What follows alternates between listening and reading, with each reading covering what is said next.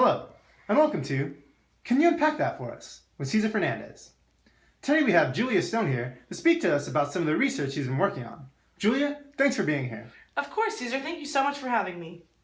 So what exactly have you come here to share with us? Well, Caesar, lately I've been doing some research on the health impacts that low-income housing has on its residents. Oh wow, that's an interesting field of study. Yeah, it really is. And in fact, I found a particular area of focus within this field.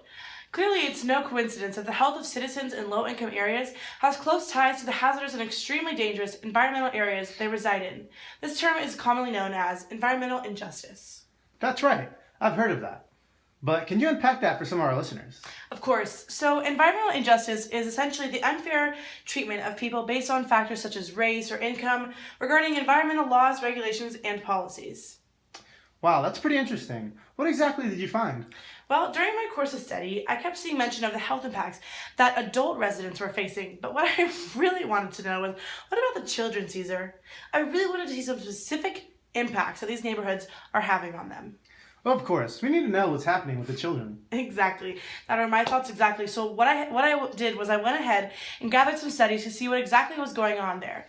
The studies that I found all had one common theme, which was the problem is very much alive and is being extremely neglected. Did you find any evidence regarding this issue?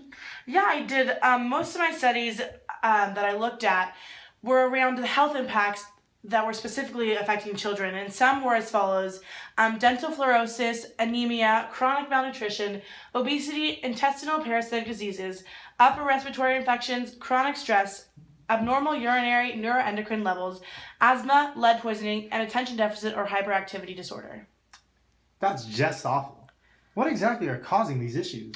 That's a great question, and one that's everyone's asking. But in short, these children live in unsafe zones, which include everything from brick-producing zones, municipal garbage dump zones, housing assistance programs, areas with high levels of air pollution, and houses containing lead-based paint, which was primarily used in houses built before 1978. That definitely makes sense, and I can see how these issues can cause health impacts on children. So, Julia, tell us, what is being done right now to fix the problem? Well, Caesar, unfortunately not a lot is being done currently. People are still in denial of the fact that these issues exist, and they really just don't want to face the consequences. Currently, the legal structures in place are failing to protect its citizens. I believe what needs to happen is that we need people in power to stand up and fight for this cause.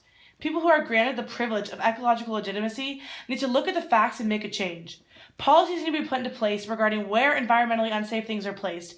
We need to remember that at the end of the day, we're dealing with human lives. And in regards to children, we're dealing with our future. Wow, that's very well said. That was Julia Stone on Can You Unpack That For Us? Thanks for listening, and have a great night.